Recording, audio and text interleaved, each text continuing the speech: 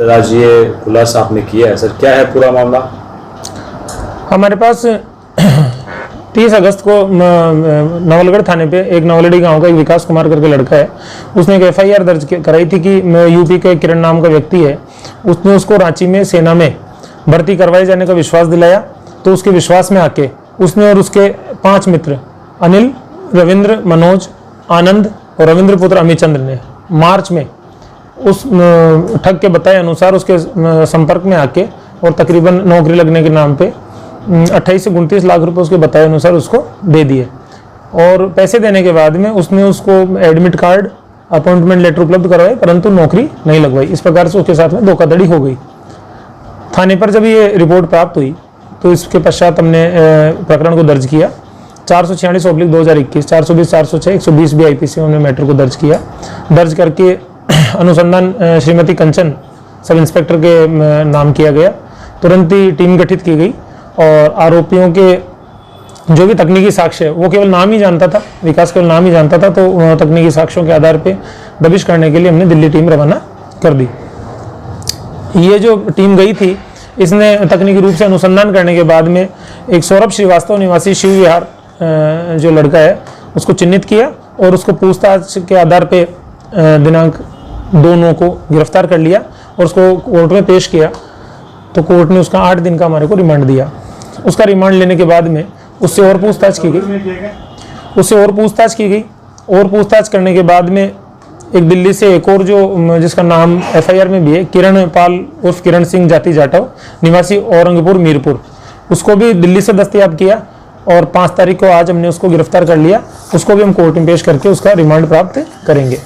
इस मामले के जो अनुसंधान अधिकारी है उन्होंने जो अनुसंधान किया उसके अंदर अभी तक प्रारंभिक रूप से ये तथ्य सामने आए कि ये सौरभ श्रीवास्तव था, ये भारत में विभिन्न राज्यों के युवाओं से अलग अलग संपर्क करता था और उनको व उनके संपर्क में जो अन्य बेरोजगार युवा हैं उनको नौकरी दिलवाए जाने का अपनी बातों से विश्वास दिलाता था।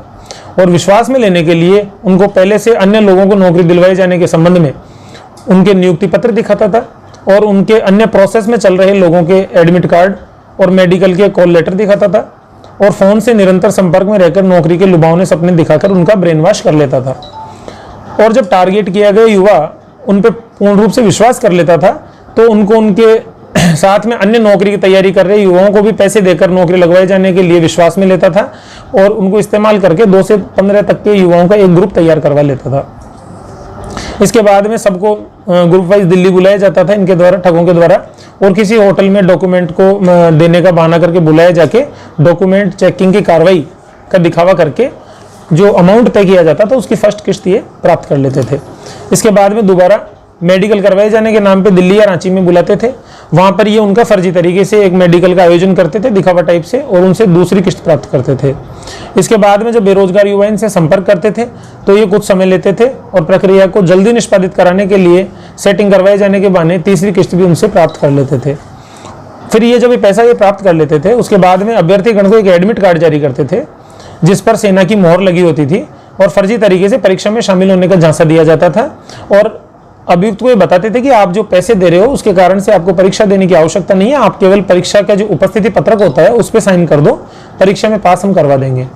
इस प्रकार अभ्यर्थी को पूरा विश्वास दिलाया जाता था कि उसकी परीक्षा पूर्ण हो चुकी है और इसके साथ में मांगी गई पूरी धनराशि जो शेष धनराशि होती थी उसको पूर्ण रूप से प्राप्त कर लेते थे। इसके बाद में दिया गया जो एडमिट कार्ड था, जो सबसे पहले उन्होंने एडमिट कार्ड परीक्षा के लिए दिया था, उसको अभ्यर्थी से वापस प्राप्त करके और सेना में नियुक्ति पत्र उनको व्हाट्सएप के जरिए प्रेषित करते थे। इसके बाद में रांची में एक फर्जी कैंप खोल के ज्वाइनिंग के लिए इनको जो स्थान दिया जाता था वहाँ पे एक फर्जी कैंप का भी आयोजन करते थे जहाँ पे वर्दी में कोई पुलिस ऑफिसर्स बैठाते थे, आर्मी अफसर्स वर्दी में बैठाते थे फर्जी तरीके से, और अभ्यर्थीगण को ज्वाइन कराने का भी प्रपंच रचा जाता था। ऐसा ही एक फर्जी कैंप पहले मिलिट्री इंटेलिजेंस का पूर्व में छापा हो चुका है ऐसे कैंप पे, और इस प्रकरण में गिरफ्तार अभियुक्त के रांची में काम करने वाले साथी अभियुक्त रांची में पूर्व में गिरफ्तार हो चुके हैं। इसके बाद में इन लोगों ने, जब ये घटना हुई, जब मिलिट्री इंटेलिजेंस का इनके कैंप पे छापा हो गया, उसके बाद में इन लोगों ने अपने मोबाइल वगैरह बंद कर दिए और एक दूसरे से व्हाट्सएप और इंटरनेट कॉलिंग के जरिए आपस में संपर्क में थे।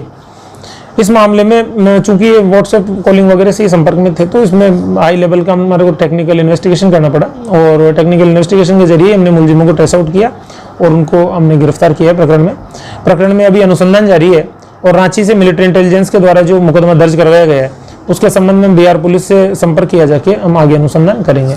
इस मामले में हमारे यहाँ पे हमने अनुसंधान अधिकारी श्रीमती कंचन के नेतृत्व में विशेष पुलिस दल का गठन किया था, जिसमें Vikas head constable, Shri Sanjay constable और श्री प्रवीण कुमार कांस्टेबल और मुकेश कुमार कांस्टेबल की विशेष सराहनीय भूमिका रही। इन्होंने बहुत ही अच्छा काम किया और बहुत तेजी से इन्होंने इसका पर्दाफाश किया घटना का, उसके लिए सभी धन्यवाद के पास। सर, अनुसंधान में पता लगा कितने लोगों को तक ठग चुके हैं, कुछ कितने लोगों को ठगी कर दी?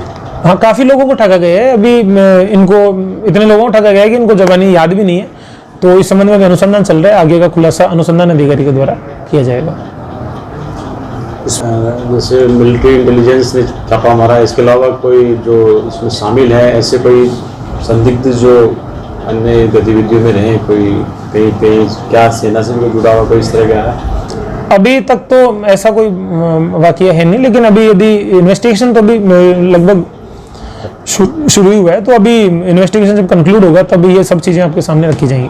सर, इनके साथ जो पहले अभियुक्त थे, जो रांची इंटेलिजेंस के द्वारा पकड़े जा चुके हैं, कितने लोग थे, कितना बड़ा? इस संबंध में भी हम बिहार पुलिस से संपर्क कर रहे हैं और संबंधित थाने में चार्जशीट एफआईआर कॉपियां लेंगे और फिर उससे हमारे को ये चीज़ें पता पड़ेगी कि जो पकड़े गए लोग थे वो इनसे संबंधित थे या नहीं थे और किस प्रकार से इनके तार जुड़े हुए हैं। तो इन्वेस्टिगेशन के बाद में इन चीज़ों का खुलासा होगा। अंदाज कितना बड़ा ग्रुप होगा सर?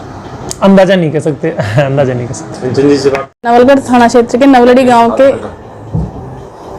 गांव के विकास कुमार जाट के द्वारा थाने पर एक रिपोर्ट पेश की गई थी 30 तारीख को, 30/8/2021 को, जिसमें मुकदमा नंबर 446/2021 दर्ज करके सीआई साहब द्वारा तफ्तीश मेरे नाम की गई है और तफ्तीश के दौरान अनुसंधान किया गया, परिवादी से काफ़ी चीज़ें निकली और सुबह ही हम अगले दिन 31 तारीख को सुबह ही हम दिल्ली रवाना हो गए मुलजिम की तलाश के लिए, क्योंकि आगे फिर अगर लेट होते तो वो हाथ नहीं आता।